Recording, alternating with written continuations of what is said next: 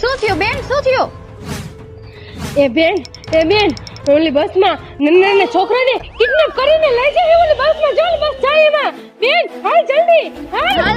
ક્યાં હે બસ? હાલ તો. બસ જાય જો. એ બેન જો એ જાય એ બેન એ જાય. તને બસના નંબર યાદ હે? એ ના મને બસનો નંબર યાદ તો નથી પણ એમ લખ્યું તો સ્કૂલ બસ.